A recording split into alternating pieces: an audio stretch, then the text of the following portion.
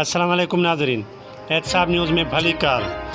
नाज़रीन, सकरण मास्कर इलाक़ो जी रिपोर्ट पेश कंदा हलूं त सकरण लॻ दादवा स्टाफ जे ॻोठ दीनड़ी मंगसी जे औरतुनि ऐं मर्दनि एहतजाज कंदे इल्ज़ाम हयो आहे त असां पंहिंजे घरनि अंदरि तइमीराती कमु करे रहिया हुआसीं त पीके थाणे जो पुलिस एहलकार मुराद ज़रदारी असांखे कमु करणु नथो ॾिए। हिन चयो त हिननि असांजो जीवन जंजाल करे छॾियो आहे। रोज़ानो बेगुनाह असांजे नौजवान खे गिरफ़्तार करे ऐं धमकियूं ॾिए थो।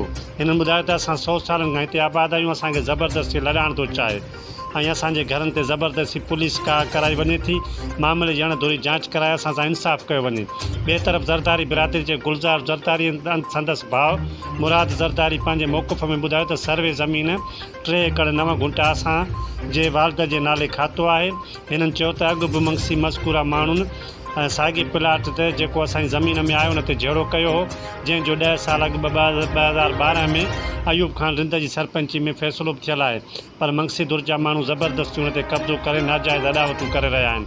हिननि वसवारनि खे अपील कई त सरज़मीन ॾिसी कागज़नि जे आधार ते इंसाफ़ करे थींदड़ इम्कानी नुक़सान खां बचायो वञे। जायूं न ठारो हिते फ़ैसिलो थियो मुराद ज़रदारी जेको पीके जो पुलिस वारो आहे। रोज़ पीके जी हिते हद बि कान्हे का, हिते आहे तालके जी हद। पीके वारा जो सिपाही आहे हिते रोज़ असां वटि बीठो आहे। जॾहिं आसिफ अली ज़रदारी सदर हो रबड़ खणी वञे त न ठारायो हिन जो असांजो। जॾहिं आसिफ अली ज़रदारी सदर हो तंहिं टाइम ते हिननि अची कब्ज़ा कया। 2012 में अयूब ख़ान रिंद ऐं रेस अली नवाज़ मक्सी, रेस अली नवाज़ ज़रदारी, रेसुबहान अली, ज़ाकिर हुसैन ज़रदारी ऐं अलाइतो ज़रदारी हिननि फ़ैसिलो करे हिन में मुख़्तियार कार तपेदार हर ई हुआ। माप करे हिन जी माप पोइते खुटी, विच में अमीन जो 2 धुरियूं पंहिंजियूं आहिनि।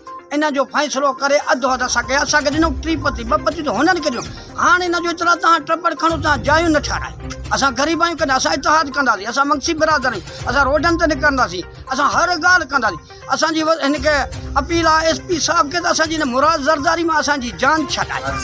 असां commissioner Nawab Shah, DC Nawab Shah, AC Sakrand ऐं मुख़्तियार कार सकरंड खे अपील था करूं त असांजे प्लाट ते अदावत बंदि कराई असां सां इंसाफ़ कयो वञे। ॾींदे हींअर वरी मज़कूरा माण्हू कब्ज़ो पिया कनि, कब्ज़ो करे रहिया आहिनि ऐं अदावतूं शुरू कयूं अथनि, जिन्हनि खे असां मना कयो ऐं असांखे धमकी ॾिनी वई त असां तव्हां सां विढ़ंदासीं।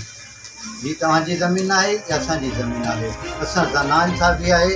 असां कमिश्नर नवाब शाह, DC नवाब शाह ऐं AC सकरंड मुख़्तियार कार सकरंड खे अपील था करियूं त असांजे प्लाट ते अदावतूं बंदि कराए असां सां इंसाफ़ कयो ऐं भले माप ज़मीन जी कराई वञे, जंहिंमें असांखे क़बूल आहे। माप खे ख़बर पवे त कंहिंजी ज़मीन आहे।